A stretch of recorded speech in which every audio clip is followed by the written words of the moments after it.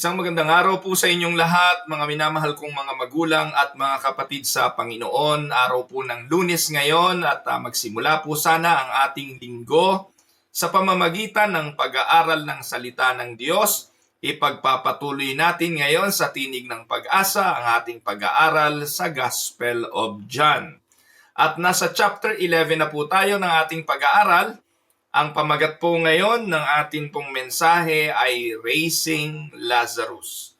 Samahan niyo po ako sa pagbasa ng ating mga talata na hahanguin natin sa John chapter 11 verses 38 hanggang 57. Medyo mahaba-haba pong basahin. Bibigyan ko kayo ng time na buksan ng inyong mga Bible kung ano man pong version o anong translation ang gusto niyong basahin. Subalit makikita rin naman po natin ito sa ating screen ngayong umaga. Jesus once more deeply moved, come to the tomb. It was a cave with a stone laid across the entrance. Take away the stone, he said.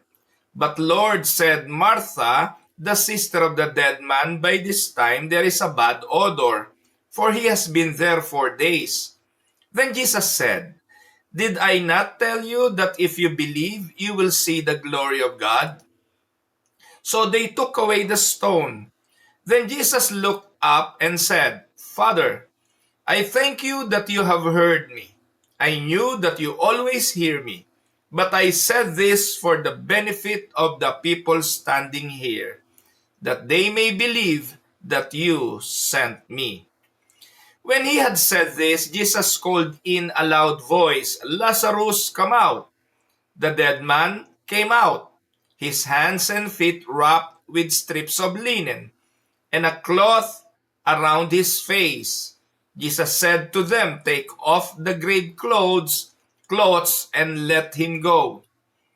Therefore, many of the Jews who had come to visit Mary and had seen what Jesus did believed in him. But some of them went to the Pharisees and told them what Jesus had done. Then the chief priests and the Pharisees called a meeting of the Sanhedrin. What are we accomplishing? They asked. Here is this man performing many signs. If we let him go on like this, everyone will believe in him, and then the Romans will come and take away both our temple and our nation. Then one of them, called Caiaphas, who was high priest that year, spoke up. You know nothing at all. You do not realize that it is better for you that one man dies for the people than that the whole nation perish. He did not say this on his own, but as high priest that year, he prophesied that Jesus would die for the Jewish nation. And not only for that nation, but also for the scattered children of God, to bring them together and make them one. So from that day on, they plotted to take his life. Therefore, Jesus no longer moved about publicly among the people of Judea. Instead, he withdrew to a region near the wilderness, to a village called Ephraim, where he stayed with his disciples. When it was almost time for the Jewish Passover, many went up from the country to Jerusalem for their ceremonial cleansing before the Passover. They kept looking for Jesus as they stood in the temple courts. They asked one another, What do you think?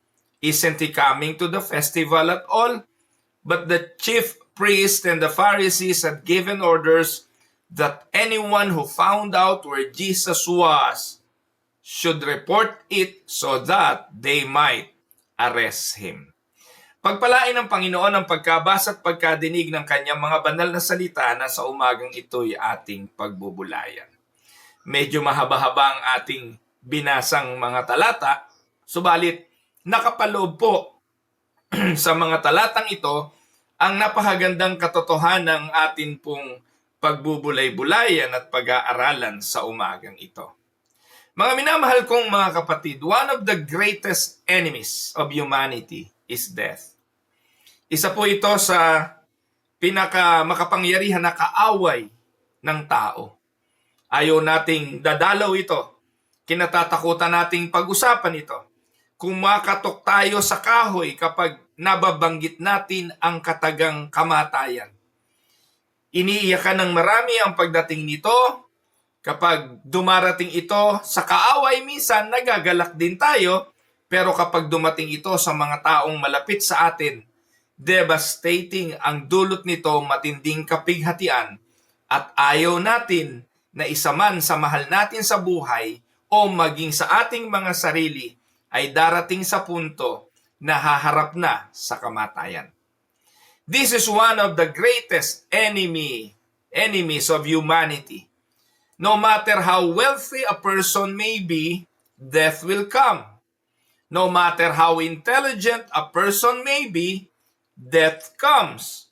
And no matter how powerful a ruler may be, death comes. Pinaniniwalaan po natin ang katotohanan ito, mga kapatid. Walang panatili sa mundong ito nang hindi makararanas ng pagtanda, ng pagputi ng buhok, ng pagkulubot ng balat, pagkalagas ng hipin, paglabo ng mata, and ultimately, pagkamatay. Lahat tayo makakatikim niyan. That, by the way, entered the world. And the reason why that entered is because of sin. Sinabi ng Panginoon sa unang tao lahat ng bagay sa hardin ay pwede mong kainin maliban sa puno na nasa gitna ng halamanan. Sa oras na kumain ka ng bunga nito, walang pagsala na ikaw ay mamamatay. Death entered the world because of sin, because of human rebellion, because of a desire to please oneself.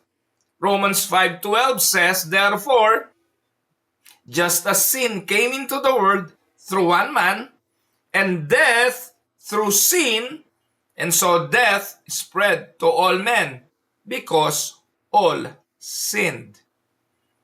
Malinaw po ang sabi ng Biblia. Pumasok ang kamatayan dahil bunga ito ng kasalanan. Every funeral reminds us that something is terribly wrong with this world.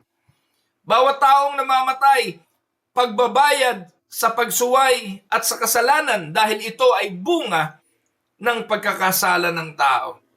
Bawat funeral na darating lalo sa hindi mga mananampalataya ay kabayaran, kaparusahan. Mabuti na nga lamang tayong mga mananampalataya, we have an assurance na ang nakipagkaisa kay Kristo ay bago ng nilalang at may buhay na walang hanggan. Amen? Dito po sa John 11, kung saan ating pinag-aaralan, ay makikita natin papaano kinonfront ng ating Panginoong Hesukristo ang greatest enemy of humanity. Kinonfront ng Panginoong Hesukristo ang kamatayan mismo. Kaya the raising of Lazarus is not merely a miracle story. Take note, hindi binigay ang kasaysayang ito para lang patunayan na makapangyarihan si Jesus. It is a divine revelation that Jesus Christ, our Lord, is also the Lord over death. He is the giver of life and the resurrection of His people. Ang himalang ito, hindi lang miracle, kundi sign. Ang tawag po ni John sa mga miracle, sa ibang mga gospel, miracle ang tawag, kay John ang tawag ay signs. It is a preview, palatandaan na ang ating Panginoong Hesukristo ay hindi lang basta makapangyarihan. Ang Panginoong Hesukristo ang tagapagbigay ng buhay at ang buhay na walang hanggan. This miracle serves as a preview of Christ's own resurrection and the future resurrection of every believer. Kumbaga sa isang pelikula, mga kapatid, bago ninyo mapanood ang kabuuan ng istorya ng pelikula, may preview. Bago natin makita ang pagkamatay ng Panginoon, ang kanyang muling pagkabuhay, ang kanyang pag-akyat sa langit, at pagbalik para buhayin ang mga namatay, ito muna ang kanyang ipinakita. Preview. Si Lazaro namatay, nagkasakit, namatay, inilibing, nabulok. May amoy na, 4 days na. But Jesus came and He gave life to the dead. Ito po'y preview of what will happen, what will transpire, what will happen to us in the future. Si Jesus ang unang bunga. Siya ang firstborn ng mga nabuhay, at dahil nabuhay ang ating Panginoon, ipinatikim niya na ito dito sa atin sa John chapter 11. Bagamat at this point, hindi pa siya namamatay. Hindi pa siya inililibing. Hindi pa siya nabubuhay sa mga patay. Pero the fact that He's shown the preview in the life of Lazarus, His death and His resurrection, palatandaan lang ito na magaganap ang mga bagay na ito in the coming days and in the future. So let us consider 3 bagay ang pagtutuunan natin ng pansin ngayon.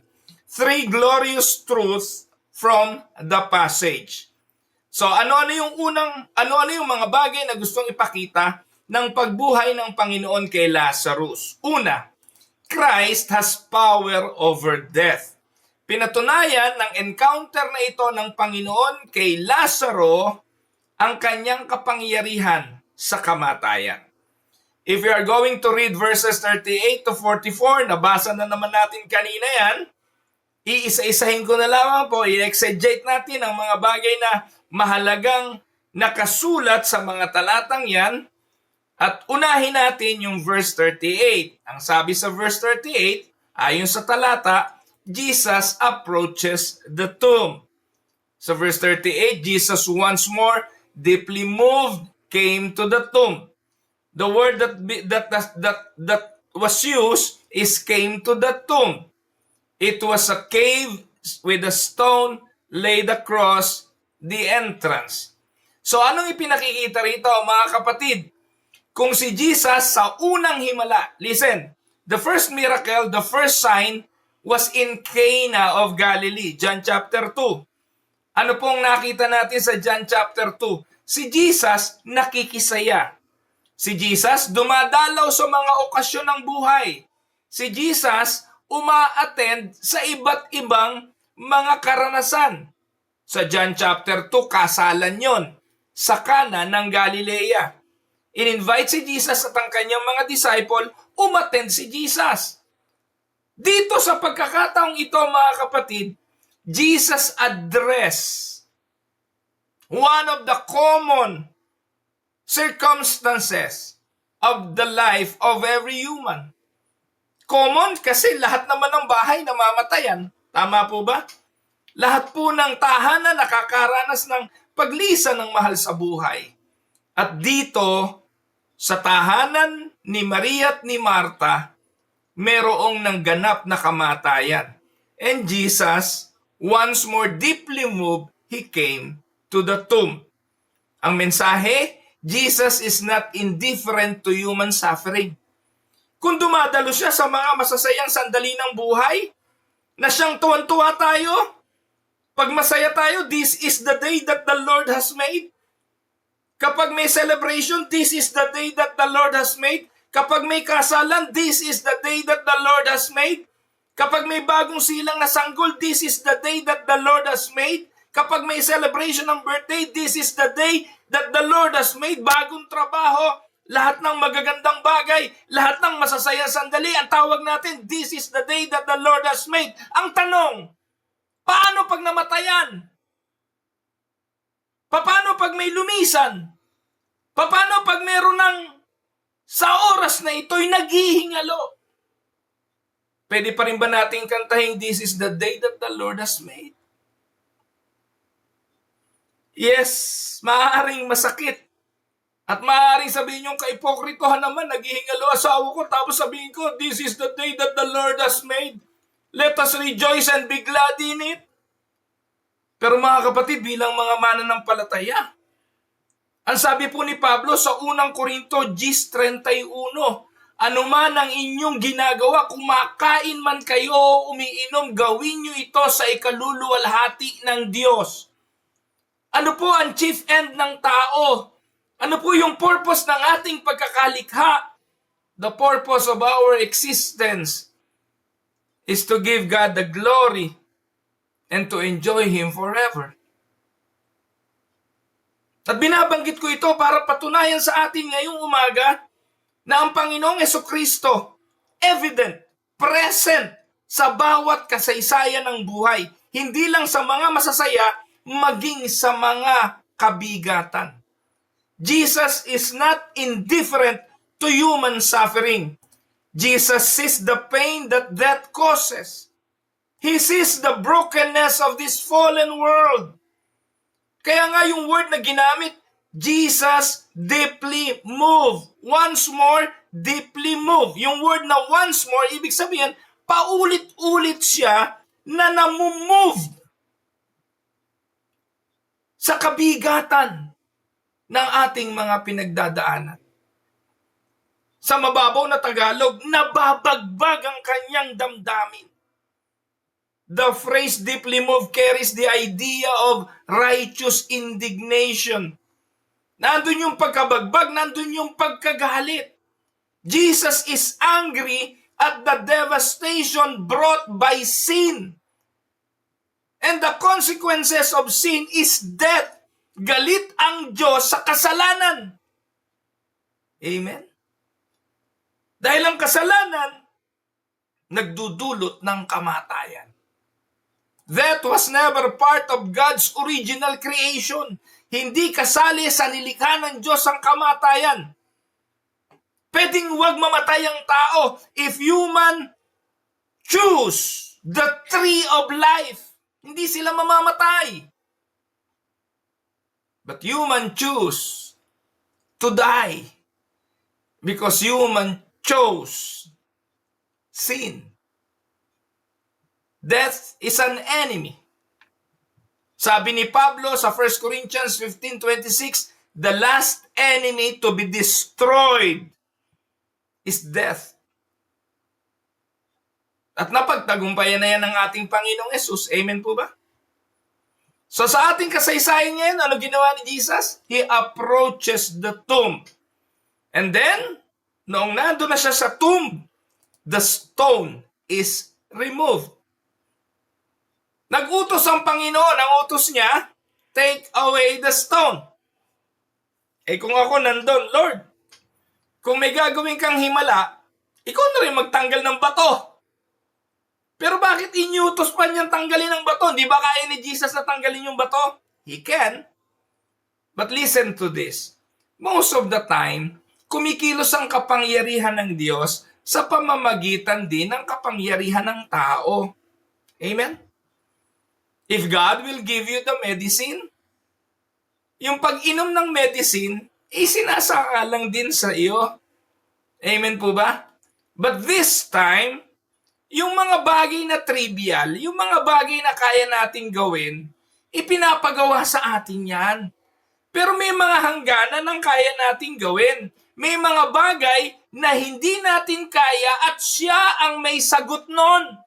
Ang magtanggal ng bato, kaya natin yan. Pero ang bumuhay ng patay, hindi natin yun kaya. Amen? Kaya itong si Martha, hindi ko naman alam kung nahihirapan siya magtanggal ng bato, nag-object siya. At ano sabi ni Martha? May katuwiran naman siya, Lord, by this time, there will be an odor. Sa ibang lingwahe yan Lord, bulok na yan. Lord, mabaho na yan. Wala namang embalsamong ginagamit noon. Lazarus has been dead for 4 days. So, bakit pa kailangan tanggalin ng bato at bakit pa kailangan puntahan si Lazaro? And bakit pa kailangan hintayin ng Panginoon na 4 na araw bago siya pumunta? Ipinakikita po ng mga bagay na ito na ang himala would be undeniable. There was no possibility of confusion because everybody saw that Lazarus was truly dead. Lazarus was there 4 days now. And this teaches us that humanly speaking, the situation was hopeless. Kayang tanggalin ng mga tao ang bato. Pero yung pagkatapos na tanggalin ng bato, yung bumuhay ng patay, wala nang may kakayahan nun kung hindi ang Diyos. The same is true spiritually. May mga bagay lang sa spiritual na pwede nating gawin.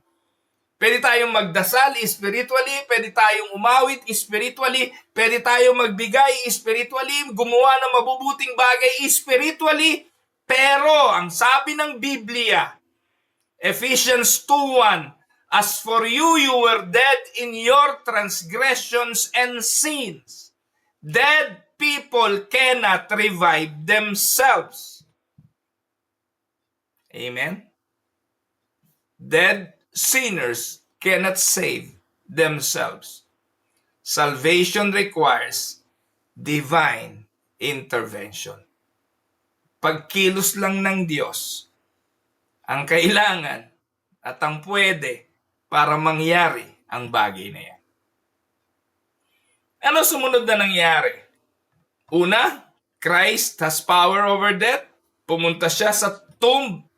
Pagkatapos, tinawag niya si Lazaro. Tinanggal niya ang bato. At pangatlo, tinawag niya si Lazaro. Jesus calls Lazarus forth.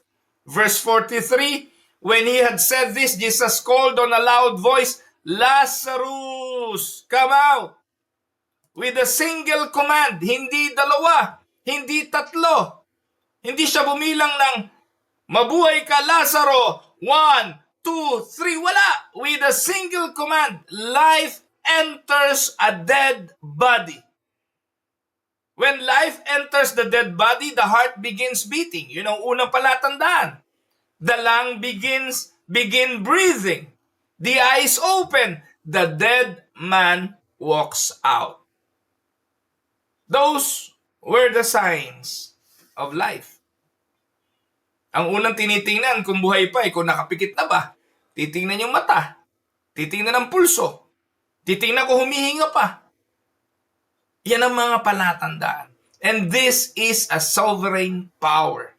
Jesus does not pray for power. He possesses power. He does not ask death for permission. He commands and death obeys.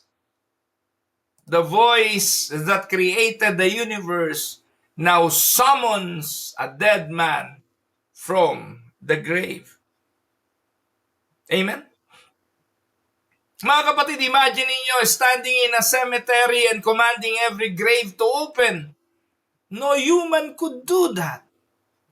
Yet Jesus Christ possesses such authority. And one day, pagbalik niya, one day He will speak again. John chapter 5, 28, 29, do not be amazed at this for a time. Binanggit niya na po ito sa John 5. Napag-aralan na po natin ito Sabi niya, a time is coming when all who are in the graves will hear His voice and come out. Those who have done what is good will rise to live, and those who have done what is evil will rise to be condemned. Lazarus came out alone, but one day every grave will be emptied. Amen? So, ano pong application ang pwede nating gawin bilang mga mananampalataya? The first question that I would like to ask you is this. Do you have a problem that appears hopeless? Kapatid, anong kabigatan meron ka na tila walang pag-asa? Humanly speaking, parang wala nang pwedeng magbigay ng ginhawa, mag-abot ng tulong, at dumamay. Maybe a broken family, maybe a prodigal child, maybe a hardened sinner. Huwag mong kalimutan, our Savior specializes in impossible situation. Nothing is too difficult for Him. Amen? Amen po ba mga kapatid? Then, Anong sumunod? John 11:40 to 45. Second point, Christ reveals the glory of God. Binanggit naman niya kung ikay nananampalataya, makikita ninyo ang kaluwalhatian ng Diyos.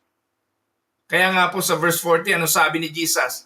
Did I not tell you that if you believe, you will see the glory of God? That is the intention.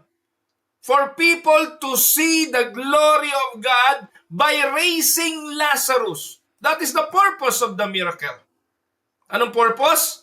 Jesus reminds Martha, did I not tell you that if you believe, you would see the glory of God? The ultimate purpose of miracle is not for entertainment. Hindi katulad ng ginagawa ng mga pastor-pasturan ngayon. Hindi katulad ng ginagawa ni Benny Hinn, may papaypay-paypay pa ng kanyang balabal. Hindi katulad ng ginagawa ni na Uriel Balano, ni Eddie Villanueva, may patumba-tumba pa, may papatong-patong ng kamay at kung ano-anong entertainment purposes. Hindi yun ang layunin ni Jesus. The purpose of every miracle that Christ did is for the glory of God. Kaya anumang ginagawa sa simbahan, pananalangin, pag-awit, pagkakaloob o anumang bagay, dapat for the glory of God. Amen? It is not merely human benefit. It is the revelation of God's glory. Everything Christ does points to the majesty of God. At dapat ganun maging sa ating mga pagsamba. What is the purpose of the miracle? The purpose of the miracle is to bring the glory to God. For people to see the glory of God. Pagkatapos, anong ginawa ni Jesus? Pangalawang punto, nanalangin siya publicly. John 11:41-42, dito sa mga talatang ito, we see Jesus praying before the crowd. Bakit? Bakit siya nagdasal? Hindi naman dahil wala siyang communion with the Father, na nagkukulang yung kanyang oras ng pakikipag-commune sa Diyos, kaya sa oras na to ginawa niya yon. No. He always in communion with the Father. He always have time to pray to the Father. Pero bakit dito nagpray pa siya? Nagpray ba siya dahil kailangan niya ng kapangyarihan? No. He doesn't need power at this point. Ang sabi ni Jesus sa verse 42, I knew that you always hear me. Sabi niya sama. But I said this for the benefit of the people standing here, that they may believe that you sent me. Anong purpose ng prayer ng Panginoon? May kailangan ba siya sa Ama at this point? Kulang ba ng pakikipag-ugnayan si Jesus sa Ama at this point? No. Sinabi ni Jesus sa kanyang panalangin ang layunin. I said this for whose benefit? For the benefit of the people. This prayer is for the people. Jesus wants them to understand this divine mission. All throughout, listen, this is not for Lazarus. This is not for Lazarus' sake. Don't get me wrong, mahal ni Jesus si Lazaro. Pero kung hindi niya bubuhayin si Lazaro, Lazarus is in a peaceful place already. Tama? Nasa kamay na ng Diyos si Lazaro at this point habang siya'y patay. Pero bakit kailangan buhayin si Lazaro? Ang sabi, this is for the people. For the people to believe that Jesus was sent by the Father. Jesus wants them to understand His divine mission. The Father and the Son are perfectly united. Katatapos niya lang sabihin na I and the Father are one, kaya siya babatuhin at papatayin ng mga Hudyo. And this confirms Christ's identity. Amen? Ano naging resulta nito? Nagresulta ito ng maraming nanampalataya.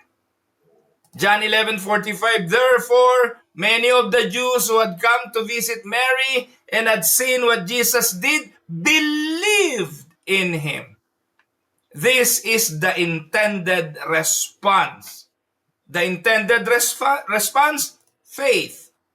The miracle points beyond Lazarus. The sign points beyond Lazarus. It points to Christ.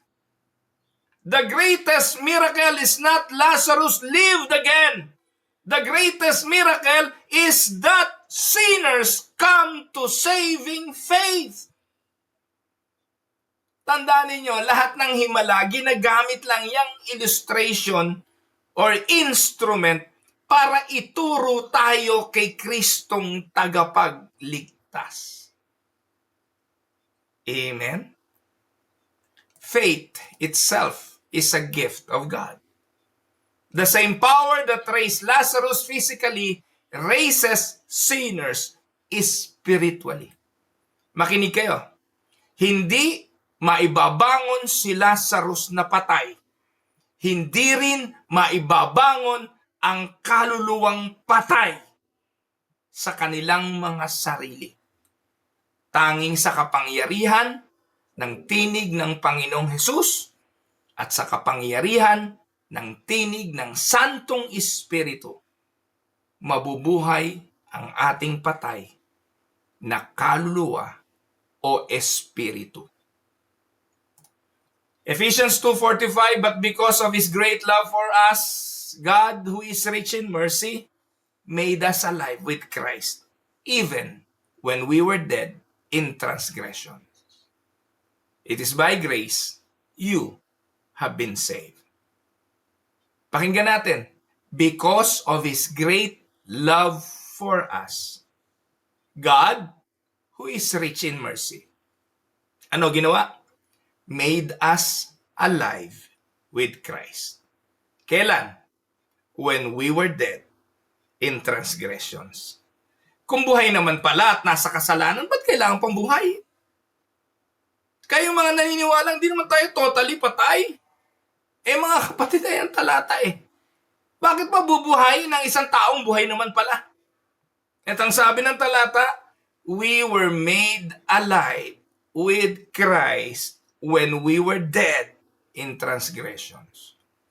Kaya every conversion is a resurrection miracle. When a spiritually dead sinners trust Christ, God displays His glorious grace.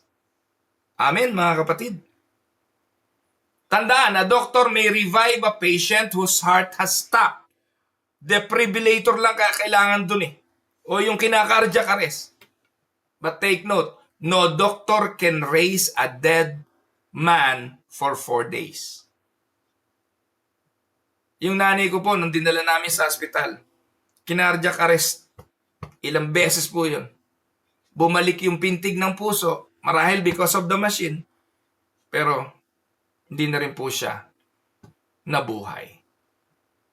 Likewise, human methods may influence behavior, but only God can regenerate the heart. Pwedeng magbago ang tao pansamantala. Pero Diyos lang ang pwedeng totoong bumago ng patay na puso, patay na buhay, patay na kaluluwa, at maging buhay. Kaya when we share the gospel, we trust the power of God. We cannot save anyone. We faithfully proclaim the gospel, proclaim Christ, and trust the Holy Spirit to bring life. That is all we can do. Amen? Next, point number 3.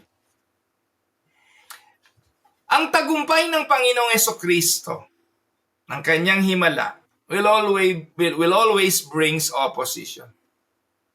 Sa verses 46 to 57, ating makikita dyan na sa kabila ng nasaksihan ng maraming tao at may mga nanampalataya, yung iba nagtakbuhan sa Pariseo at mga eskriba. Makikita natin ang unang resulta, ang susunod na resulta, unbelief despite the evidence. Not everyone believes. Nabanggit kanina, may mga nanampalataya, pero hindi lahat. Madami ang hindi. John 11:46, but some of them went to the Pharisees and told them what Jesus had done. Think about this. A dead man has been raised. Kung nabuhay yung patay, aalis ka ba agad? Hindi. Makikiusyoso ka. Kakausapin mo si Lazaro, tatanungin mo ano nangyari sa'yo, anong pakiramdam nung namatay, marami kang gustong alamin. Pero pagkatapos ng makita ito, nag-alisan yung iba, nagpuntahan sa mga Pariseo. Instead of worshiping Jesus, they report him to his enemies. This demonstrates the hardness of human heart. Unbelief is not ultimately a lack of evidence. They have evidences. At kung pag-uusapan si Jesus, bumuhay siya, nagpagaling siya, he turned the water into wine, pinagaling yung bulag, yung lumpo, lahat na po ng ebidensya na sa kanila eh. But unbelief is not ultimately a lack of evidence. It is a spiritual problem. The sinful heart will resist God's authority. Yan ang totoo. Hindi natin kayang puwersahin ang pusong matigas. Hindi natin kayang pilitin ang hindi nananampalataya. Makikita natin, nagresulta ito ng religious leaders' plot. Naalarma ang Sanhedrin. Ang sabi nila, verse 48, if we let him go on like this, everyone will believe him. This concern was not truth. Their concern was not truth. Their concern was about power. Natatakot silang mawala ang kapangyarihan sa kanila. Natatakot silang kay Jesus manampalataya ang mga tao. They feared losing influence and status. And many reject Christ today for the same reason. They do not want Jesus to rule their lives. They want to be in control. They want to be in power. And they will not let Jesus take charge. Dito makikita natin, nag-prophesy si Caiaphas. Ano sabi ni Caiaphas? Verse 49 to 51. Then one of them named Caiaphas, who was high priest that year.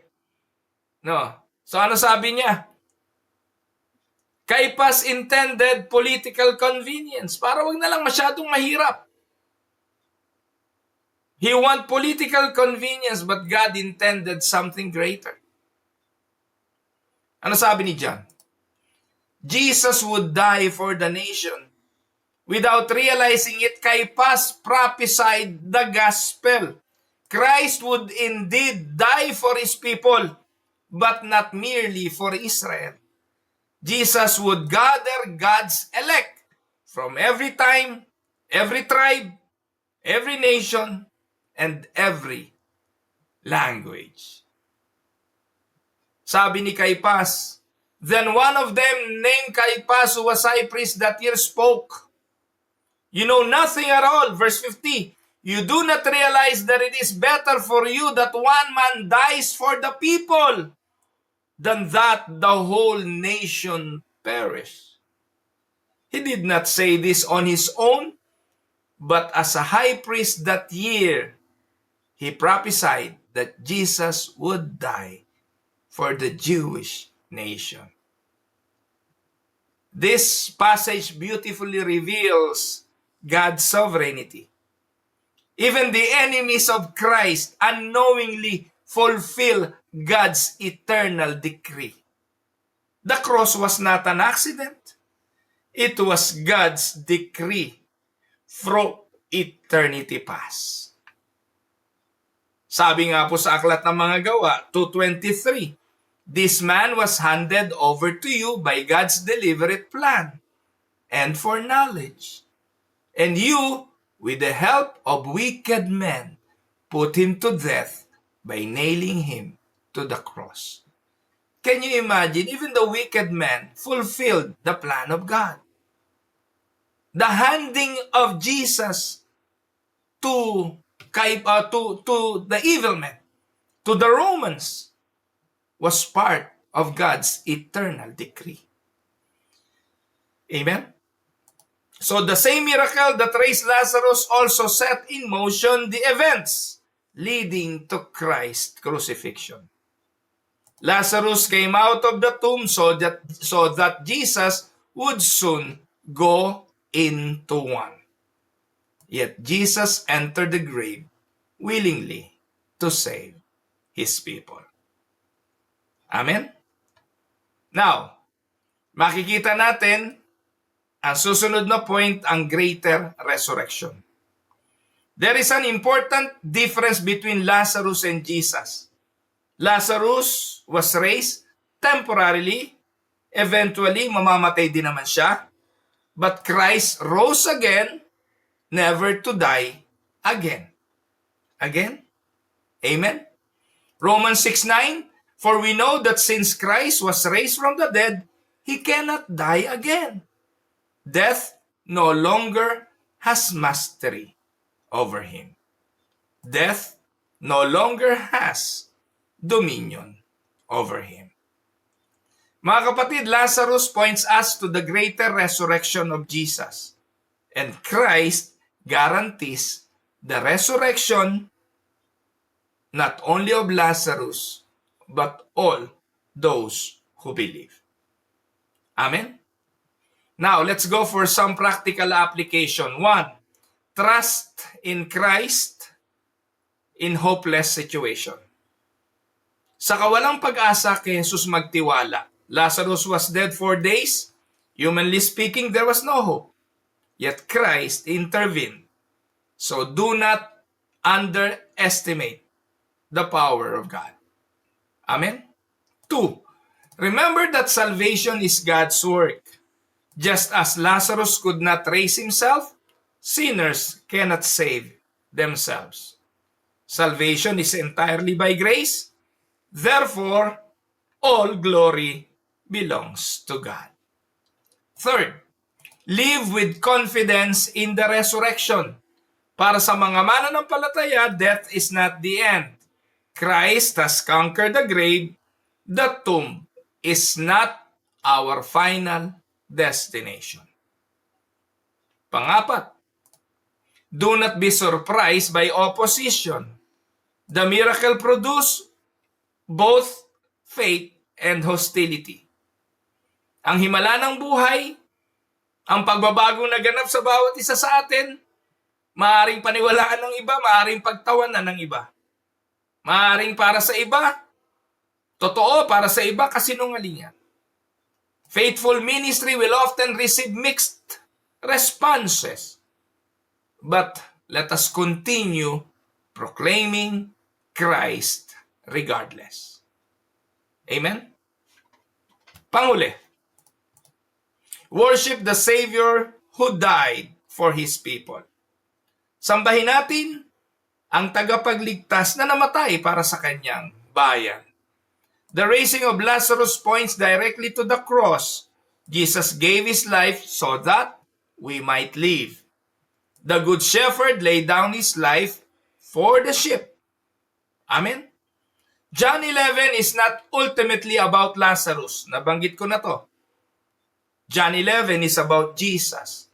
He stands before the tomb and commands death itself. He reveals the glory of God. He demonstrates His divine authority. He points forward to His sacrificial death. And He assures believers of their future resurrection.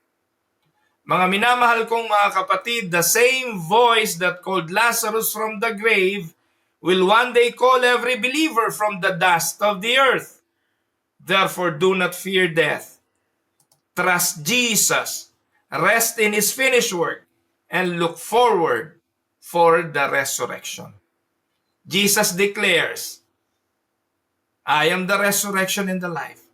The one who believes in me will live, even though they die. And whoever lives by believing in me will never die. Do you believe this? Para po sa ating pagbubulay-bulay, tanong, What does the raising of Lazarus teach us about the power of Jesus over death? Why is spiritual resurrection even more significant than physical resurrection? How does this miracle point forward to Christ's death and resurrection? And the last, are there areas of your life where you need to trust God's power despite impossible circumstances? Manalangin tayo. Salamat dakilang Diyos sa araw na ito, sa mensaheng aming napakinggan. Salamat sa pagpapaalala na ikaw ang buhay at ang may hawak ng buhay na ito. Salamat sa paalala na ikaw, Panginoon, ay may kapangyarihan sa kamatayan. Salamat dahil ikay nagtagumpay, kami man ay magtatagumpay. Salamat sapagkat dumadamay ka sa mga sirkumstansya ng aming buhay. Sa kalungkutan man o sa kabigatan, ikaw ay naroon. Ganon din naman sa kaginhawahan at kasiyahan ng aming mga buhay. Salamat, Panginoon. Dinadalahin ko ang aking mga kapatid, ano man ang kanilang mga pinagdadaanan, iparanas mo po ang pagkilos ng iyong mga kamay. Ito po ang aming dalangin sa pangalan ni Jesus. Amen. Ako po ang inyong lingkod, si Pastor Roel Camia mula po dito sa Winnipeg, Manitoba, Canada, para sa ating pag-aaral ng salita ng Diyos ngayong umaga dito po sa Tinig ng Pag-asa. God bless mga kapatid.